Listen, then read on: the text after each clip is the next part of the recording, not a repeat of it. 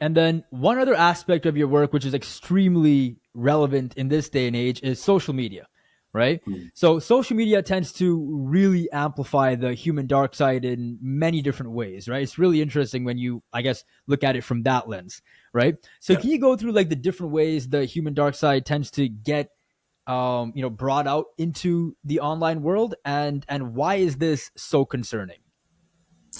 Yeah, so it has its positives and negatives. It Yeah. can be good or bad depending on what type of environment you're in and how you're using it. But yeah, there is a lot of destructive potential. And I think one of the problems is it's like social media is a specific environment, right? Like if you walk into a room, you walk into a kind of corporate environment, there's all sorts of rules, there's social cues, you can tell how the room is set up, you can tell who's in charge, you can tell, what the building's for. There's all sorts of kind of signs and signals and different things that show you how you're supposed to behave, what the environment's like, what you're supposed to do there. This is true at parties, this is true everywhere. Social media Mm-hmm. is a unique environment. The problem is a lot of the incentives and a lot of the structures are not necessarily meant to promote pro-social behavior necessarily, right?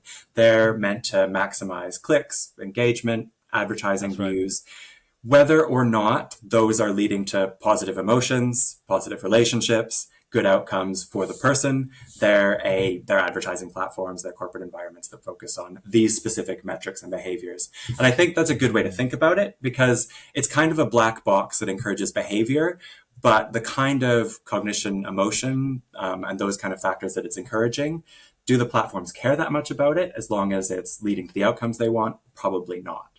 So it's not Mm. necessarily always conducive to pro-social behavior, but it's also hugely influenced by how you use it. So a timeline's a good example of that, right? Like if you're liking certain things and then clicking kind of block or hide other things, you can completely change what your timeline, what your algorithm is looking like. So you do have a lot of control and input into your immediate environment. But part of the problem there is it's not structured to make that control apparent, right? It's meant to feel Mm-hmm. natural. So it's just kind of capitalizing on your immediate impulses, urges, whatever's getting you to click Yeah. it. But if you take a bit more time and reflect on what you're clicking and why, you can completely shape and change your own algorithm. You can change what you're seeing, the messages you're seeing, the type of content you're seeing, the people that are recommended to you. So if you're thoughtful about it, you can shape it a lot more than most people do. So I think because it's a core component of most people's life realistically, right? Like we use it for Mm-hmm. communication with, Yeah. family, with Yeah. friends, workplaces, pretty much everyone has to use it To in stay one in way or touch. another. Yeah. Yeah. Yeah, yeah, yeah. So although it has problems, I'm not saying don't use it. I would definitely say use it thoughtfully and really consider how it's affecting you while you're using it. Like it's the same as, doing anything else. If you have a group of friends, consider how you feel when you're with the friends, how you kind of react to them, how you feel after. If people are, Mm-hmm. being terrible to you and you feel terrible when you leave, think about why that is, whether it's how Yeah. you're interacting with them, what they're doing. But the same is true of a social media platform, right? If you are constantly stressed by the information you're seeing, maybe take a break, maybe think about specifically how you're interacting with it and say, okay, here's this post, here's this post. When I do this, I get tons more of this type of topic, which then Yeah. stresses me It's out. so interesting. So After like 2 minutes, the whole thing changes. Yeah. yeah, yeah, yeah, exactly. And some are more Yeah. responsive than others. Like Yeah. some will Yeah. totally shift. So it's a Mm-hmm. kind of good reflection exercise in that to say, how much do you want to use it? How much do you want to, and for what purpose? So Yeah. there's that because the more instinctually you use it, I think the more tendency it has to bring out that dark side because it's going to be Mm-hmm. capitalizing on your kind of instant reactions, most emotional responses. And most of those intense emotional responses can be anger, disgust, frustration. It can be excitement. It can be horniness. It can be like any of Yep. those intense emotional reactions, and it'll amplify those. And whatever you're clicking on, it'll take you down that path. So, yeah, Mm-hmm. think about how you're using it and make sure you're not using it in a way that it's leading you down a path. You can shape it. And if you feel like you can't shape it, then that's probably a time to take a step back and either delete it for a while, pause for a while, or think, why am I using this? And then go back to it later when you think you can kind of control yourself. Got it. Okay, yeah. So it seems like the main problem with social media, I guess, if we're talking about the lens of looking at it from the dark side, is that it tends to promote like social behavior that is like not pro-social, right? Because it's focused on views and like engagement. So Yeah. people will do like the craziest things and say the craziest stuff just specifically to get views, not because they actually operate like that in real life, right? But again, Yep. it's all about engagement. But the problem is when you keep consuming this kind of behavior, or this content, it, like, subconsciously it tends to kind of carry itself into how you choose to react in real life. Because like like that instant reaction changes quite a bit based on like what you're specifically consuming, right? And then like you mentioned, if you want to kind of like um arm yourself against this, it's to like change your feed, be a bit more careful about what you're clicking on, what you're liking, what you're giving your attention to on social media, right? But again, this can be quite hard because it's made to get you to react within 1 second, right? So you Yep. have to have like some really good impulse control to not give in Yeah. to that, right?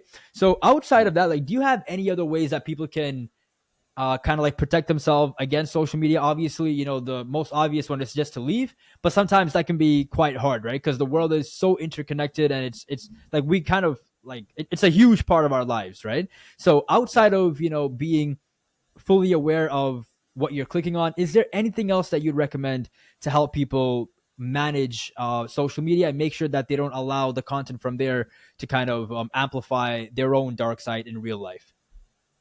Yeah, a couple. One's a technical thing and one's a more social thing. But socially, I'd say make sure you are actively shaping and choosing your social environment online, right? Because you have a choice of who you follow and who you connect Yeah. with. And that's going to be your social reference group. Like what you think is normal is going to be the people you interact with mostly on a day-to-day basis. And a lot of that could be on social media. So if you're Mm, following a really specific group of people who do a specific thing, I mean, celebrities are a good example of that, right? If most of the images and content you're seeing is from celebrities who are on a commercial platform selling a different product, that's going to be your kind of social and natural reference group of like what you think is normal about how people talk, how people behave, how people talk with each other. So it can really yeah, skew things, right? Because that's you're right. That's following right. certain people who are behaving in a certain way. So definitely be thoughtful about that, and also be kind of mindful about it when you're out in the world. If the real world, I don't want to say real world because social media is the real people doing real things, Yeah, yeah. but if it's It's like it's yeah. completely, if it's yeah, if it's a complete mismatch, then think, okay, why is my kind of physical world different than my digital world? And is that the kind of optimal state of affairs? For some people, it can be. You're right. There can be situations where your immediate environment or the people you're around are really difficult, and you have a really positive, constructive, helpful group online that you connect with, whether that's, a kind of support group, a kind of group of friends, whatever that is. It can also be helpful. It's not necessarily bad. So being Mhm. deliberate about your kind of social connections is important, I would say, in the physical world and online. And then the basic kind of technical one is find ways to introduce friction.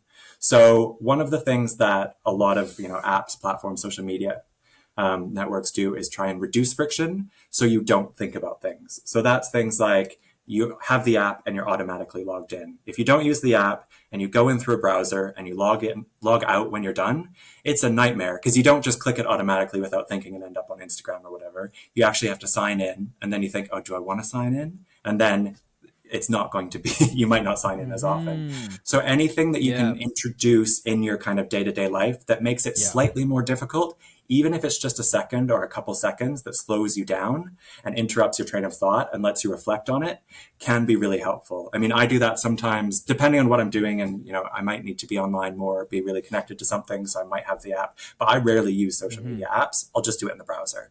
And you can stay signed in, you can log out, and depending on That's how right. much and how automatically you want to be immersed in these environments. But whatever friction you can Mhm. add, whatever interruptions you can add, will really slow you down and make you think a bit more about what you're doing. God. Okay, yeah, that's really interesting. Yeah, so basically it comes down to like, actively curate your online world, right? Yeah. And you can do that by, following people that I guess you view as healthy. Try to stay away from like, I guess, platforms that just want you to click and want you to react based on posting all kinds of crazy nonsense. Just Yep. follow like healthy people. And then again, this is something that's really important, which is introduce friction, right? Something that helps you think about at least 1 to 2 seconds prior to logging in, right? Because again, if it's just on your phone all the time, like it's just like an automatic response, right? You just kind of like subconsciously go on it for no reason and just scroll, and then like 5 minutes later you're like, like, what am I doing, right? Just randomly scrolling through here. So yeah, because that's what I do, to be honest. Like, I almost never have social media on my phone. I kind of go on it using Yep. my laptop, right? Because like now you have to actually choose to log in and choose to go on, and it just gives you more time to say, okay, no, no, no, I shouldn't be going on this because maybe at that specific time it's not the healthiest time to go on. So that's a Yep. really important, I guess, way that people can use it if they want to keep social media, but also again maintain that healthy distance, which doesn't bring out the worst in them, right? Yeah, and maybe even have different apps. Mm-hmm. So if you've just got like Yeah. one messaging app that doesn't have a timeline, Mm-hmm. but it's just where you talk to your closest friends, family, and people who you always want to have access to you, great. Mm-hmm. Like separate those there, and then have those kind of expanding circles of influence where you might have another app where work people can talk to you, or it might be email, or you've got a separate app that you can segregate and say, okay, Yeah. maybe it's the weekend, maybe it's after hours. This app goes off, notifications are off, and then you've got kind of a wider circle of everything in the world that where people can you'll see this timeline of different events, different things, whatever it is, but you can also switch it off, but you're not switching everything off. You've got this kind of concentric circle Absolutely. of who you want to have access to your brain. Absolutely. Absolutely. Absolutely.